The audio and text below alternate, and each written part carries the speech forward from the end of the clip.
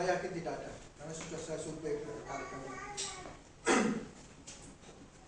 Jadi yang pertama orang munafik, dan yang kedua orang khawatir. Ini dua model orang yang kalau jadi Kristen itu nggak bisa maju-maju, imannya nggak bisa bertumbuh. Dua model orang ini, yaitu orang munafik dan orang khawatir. Dua hal ini yang akan kita bahas sebentar. Kita akan membuka Matius pasal yang ke-7.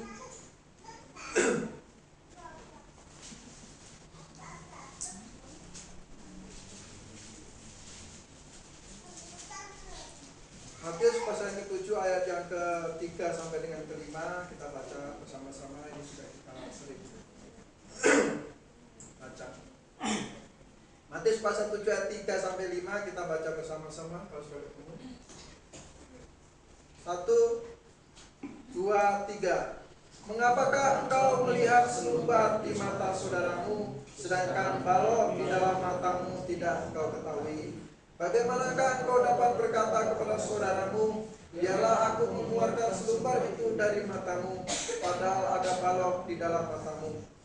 Hai orang munafik, keluarkanlah dahulu balok dari matamu, maka engkau akan melihat dengan jelas untuk mengeluarkan selumbar itu dari mata saudara. Bapak Ibu jemaat sekalian,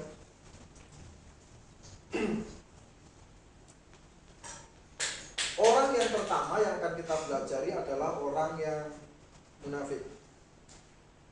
Orang munafik itu sebenarnya ada di dalam cikal bakal setiap orang yang belum lahir baru. Itu pasti ada jiwa-jiwa munafik. Kebanyakan orang kadang-kadang punya watak seperti ini, sekalipun kadarnya sedikit. Itu pasti ada. Pasti ada. Kalau saya misalnya ini papan tulis putih, saya hadapin ke Bapak Ibu, terus saya titik di sini hitam,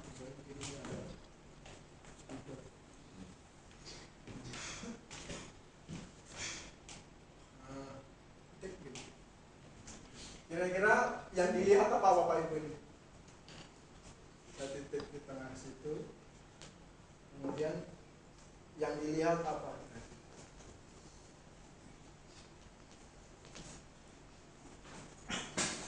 Saya pernah bertanya 3 kali sama orang. Waktu itu saya titik hitam. Yang ditanya, yang dilihat apa? Yang dilihat titik hitamnya. Itu ada titik hitam kecil, Pak. Dia tidak lihat kertas putih yang gede itu. Kertas putih yang gede itu saya tunjukin, terus saya titik hitam. Yang dia lihat apa? Apa yang kamu lihat? Saya melihat ada titik hitam. Titik kecil hitam. Tapi dia nggak lihat ada kertas putih gede. Nah, kebanyakan orang pasti akan jawab dengan cepat, oh ada titik merah Pak kecil. Padahal dia nggak lihat ada papan tulis gede. Memang manusiawi. Jangan coba sekali-sekali kasih tahu ngomong sama anak saya ini si Kaira ini bilang, waduh Kaira, aduh hidungnya ketindas kereta ya, kok nggak ada hidungnya kelindas kereta. Pernah sekali ada orang yang ngomong gitu, istri saya langsung nggak bisa tidur. Dia bilang, aduh hidung kelindas kereta sih kan ngomong. Hidungnya kelindas kereta katanya. Aduh, ya banyakkan orang, ya manusia itu melihat celahnya orang. Bahkan saya sendiri nggak habis pikir. Waktu itu saya sampai bilang sama seseorang, kalian itu hebat sekali, punya iman bisa memindahkan gunung. Bayangkan, saya ini sudah pelayanan, ibaratnya sudah di gereja baptis independen Alkitabiah ini saya sudah lumayan lama gitu ya. Suatu ketika ada seorang pelayan yang muda gitu ya. Waktu itu saya datang berdiskusi dengan Pak Suhento, seru diskusinya. Seru Pak Suhento. Suatu ketika ini pelayan muda ini, waktu saya dinasihati Pak Suhento, saya bilang, iya Pak, oke. Tak ceritakan masalahnya gitu ya. Waktu itu Pak Sento sedikit senyum. Ini anak muda ini tertawa terbahak-bahak. Kenapa kamu ketawa? Seolah-olah kamu hebat begitu. Artinya seolah dia hebat sekali. Kalau saya tidak begitu, saya begini begitu. Dia bisa tertawa. Saya bilang, waduh, luar biasa. Saya bilang kamu bisa ketawa begitu. Jangan-jangan kamu nanti bisa ngalami hal yang sama. Bisa begitu. Saya bilang, wah, dia ketawa. Karena kebanyakan orang, ya, bahkan nih, orang yang jelek hatinya, orang munafik itu gitu. Ciri orang munafik itu jika bakalnya pasti dia itu suka orang lain jatuh. Itu orang munafik ciri-ciri awalnya begitu. Menanam kebencian, negatif terus sama orang munafik. Sehingga apa? Sehingga dia celak orang terus. Bahkan dia marah sama orang, celak orang. Marah dicelak. Dia kesal dengan dirinya sendiri, yang dicela orang lain. Nah, ini orang munafik. Yang salah itu dirinya sendiri. Dia kesal dengan dirinya sendiri, yang dicela orang lain. Nah, ini orang-orang munafik. Yang dipersalahkan orang lain, yang dikritik orang lain, yang dia sendiri pada kesal dengan dirinya sendiri. Nah, ini orang-orang munafik. Sehingga akhirnya muncul, bagaimanakah engkau dapat berkata kepada saudaramu, biarlah aku mengeluarkan selumbar itu dari matamu, padahal ada balok di dalam matamu. Artinya, lihat dulu dirimu. Ini orang-orang munafik. Dan orang-orang munafik seperti ini bahkan tercatat di dalam Alkitab, sulit untuk berkembang, sulit untuk percaya kepada Tuhan. Untuk memutuskan sesuatu itu sulit. Orang-orang ini orang-orang munafik. Memutuskan untuk apa? Untuk percaya. Sebenarnya di dalam kekristenan, di dalam pertobatan, Pak, Tuhan hanya minta satu apa? Keputusan. Itu saja. Kita bolak-balik ayat Alkitab. Bolak-balik ayat-ayat Alkitab. Itu hanya satu yang diminta Tuhan, keputusan. Makanya iblis mengganggu orang-orang untuk supaya jangan buat keputusan. Itu begitu. Coba perhatiin. Kalau sudah mau putuskan sesuatu, udah. Itu ganggu luar biasa. Tuhan cuma mau kasih keputusan. Minta keputusan kita. Coba perhatiin ini orang-orang munafik. Sulit sekali untuk berkembang. Dia memutuskan apa? Seseorang ini karena ada ego di dalam diri. Egois, namanya egois itu ego, bahasa Yunani, ego. Sayanya terlalu banyak. Ketika saya belum sungguh-sungguh percaya Tuhan, sayalah yang saya dulukan. Saya terus. Kalau saya orang yang seperti ini datang masuk ke dalam perkumpulan kita, coba bayangkan, ngeri itu kita. Pusing. Jemaat sekalian, pada akhir dari semuanya ini adalah orang-orang ini menjadi munafik. Orang-orang munafik itu orang-orang yang tidak rela orang lain baik. Itu orang munafik.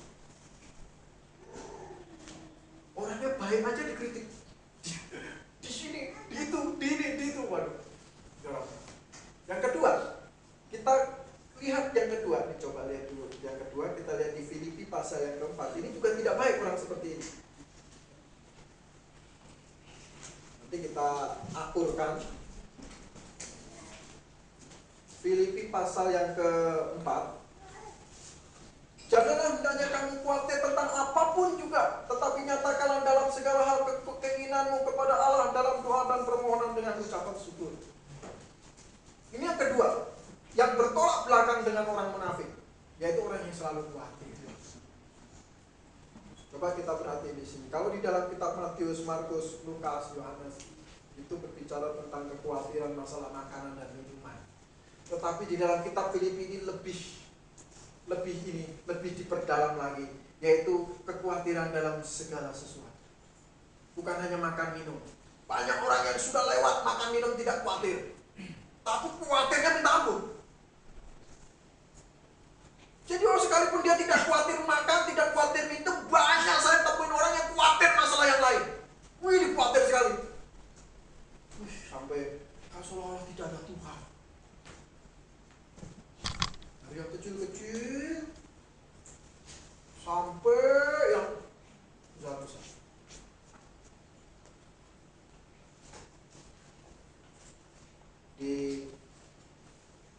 Saya baca ada buku, mana buku tadi? Ini bukunya bagus. Jadi ada artis Jepang namanya Yukiko Okada.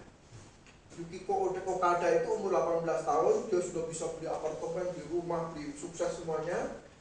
Pada hari Selasa di akhir bulan April 1986 dia naik ke puncak sebuah gedung bertingkat 7 di kota Tokyo, terjun mati. Yukiko Okada. Di situ ditelusuri karena masalah bunuh dirinya karena masalah percintaan. Kemudian setelah itu katanya akhirnya anak-anak muda Jepang itu semuanya pada bunuh diri. Banyak. Ada sekitar tahun 84 tercatat 24.500 orang bunuh diri. Di situ katanya disebutkan sebagai Yukiko Syndrome. Karena artisnya Yukiko bunuh diri, ada masalah sedikit katanya, bahkan ada yang mengambil uang 10.000 yen untuk membeli buku catatan dan pensil juga bunuh diri karena tak dimarahin sama mamanya. Ada yang bilang dia bawa adiknya, "Dek, aku mau menjadi seperti Yukiko Okada." Seminggu setelah Yukiko mati bunuh diri, tepat hari pemakamannya ada 3 kali serentak bunuh diri. Hanya bunuh diri. Karena sempit, karena kekhawatiran yang begitu. Bahkan katanya ada di berita itu ada dia racunin anaknya dulu satu-satu, meninggal, ditidurin di spring bednya, terus dia baru minum racun mati. Ada yang begitu juga. Kalau ini sih orang-orang yang begini sih bukan karena khawatir makan dan minum. Ini mah sudah pasti tercukupi makan minumnya. Rumahnya juga kelihatan kalau di syuting, wah rumahnya bagus, spring bednya bagus. Ini mah bukan karena makan minum. Ini karena masalah khawatir. Masalah khawatir itu masuk ke manapun.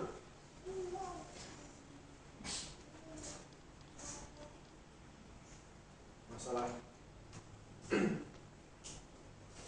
Ada satu artis. Dulu namanya artis siapa itu? Ken siapa itu? Yang artis Wiro Sableng dulu 212 itu sekarang jadi miskin di Gunung Salak, jadi petani. Dulu di syuting rumahnya miliaran, dapat syuting dari Wiro Sableng 212 miliaran, rumahnya banyak begitu ya. Terus dia bilang, dia nasihati jangan seperti saya, katanya gitu. Karena saya terjerembab pada jurang narkoba, duit saya habis, semuanya habis, katanya gitu.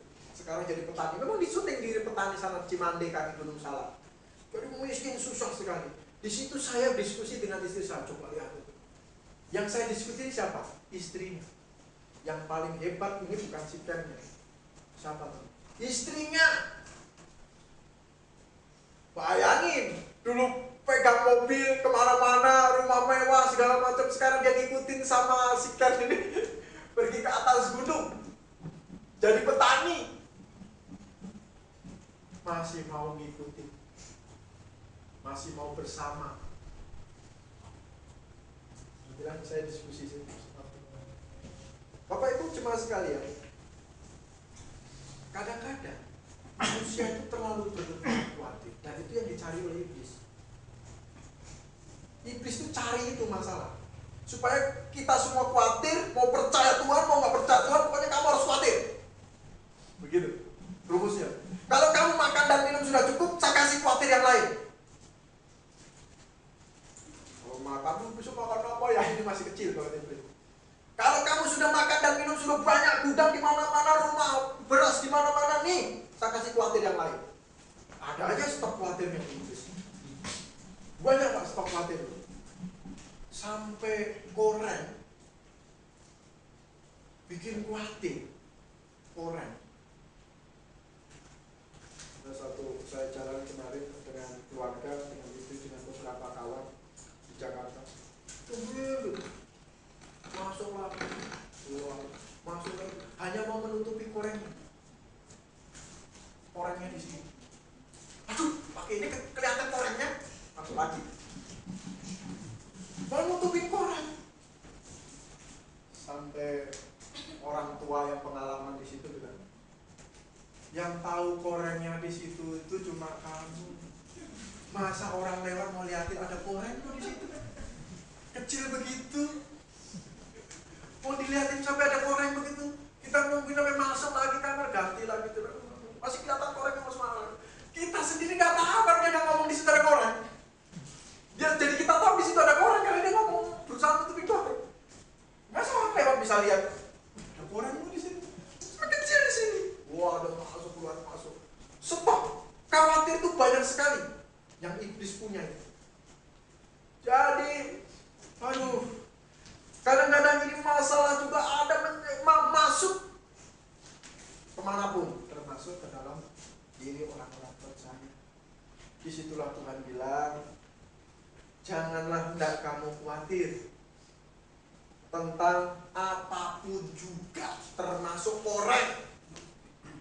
Oleh koren apapun juga, tetapi nyatakanlah dalam segala hal keinginanmu kepada Allah, dalam doa dan permohonan dengan ucapan syukur. Bersyukur. Saya lihat ada yang nggak punya tangan, nggak punya kaki, malah terkenal. Kita yang sempurna aja susah sekali gitu baru. Kita yang sempurna ini, dia nggak punya tangan, nggak punya kaki, dapat istri juga cantik. Saya bicara sama Teguh, Pak, saya kenal sempurna. Kamu tunggu waktu, kamu bersyukur dulu lah. Bersyukur dulu dalam segala hal. Bapak Ibu jemaat sekalian, kalau orang yang selalu khawatir, sebenarnya dia hidup sendirian. Itu kenapa dia harus bilang serahkan kepada Tuhan? Karena orang yang khawatir itu mau diarahkan oleh iblis untuk hidup sendiri. Dia tidak mau hidup bersama, apalagi bersama Tuhan. Itu orang khawatir. Orang khawatir itu selalu dia khawatir dengan dirinya terus, maka dia tidak peduli orang lain. Itu akhirnya bodoh amat kalian. Saya khawatir kok, karena kalau saya nggak susah makan, kalian nggak mau tolong saya, jadi saya harus ngotot semua. Itu hidup sendirian. Itu sama seperti lihat kaca dari Novotel. Lihat kaca. Saya pernah waktu pembukaan dapat gratisan di Novotel, saya lihat kaca. Itu mobil lewat. Terus di kamar mandi ada kaca. Lihatnya saya aja sih. Karena sama-sama kaca, terbuat dari kaca yang sama. Yang satu saya buka, itu kelihatan mobil lewat. Wah, warawiri. Saya ke kamar mandi, sama-sama kaca. Saya lihat, saya sendiri lihat. Itu saya lagi. Karena ada lapisan perak. Mungkin kalau sekarang lapisan apa? Kaca. Jadi kalau lapisan perak mantul cuma saya sendiri dia. Orang khawatir itu selalu begitu. Saya terus. Dia nggak bisa lihat dunia luas. Saking khawatirnya bisa jadi gila. Saking khawatirnya, lama-lama bisa gila. Orang yang khawatir, menurut dunia psikolog itu katanya itu ada gilanya berapa persen. Sebenarnya manusia ini kita ini semua ada potensi gila berapa persen. Itu dari apa? Dari kekhawatiran itu. Lama-lama mulai halusinasi. Ada yang mau bunuh saya, ada yang mau ini saya. Mulai lama-lama begitu itu orang khawatir. Bapak Ibu jemaat sekalian, ini juga kita perlu tahu, ada dua model orang. Yang pertama munafik, yang kedua orang khawatir. Ini sulit untuk berkembang rohani. Karena dua-duanya ini punya menu yang sama yang disediakan oleh iblis.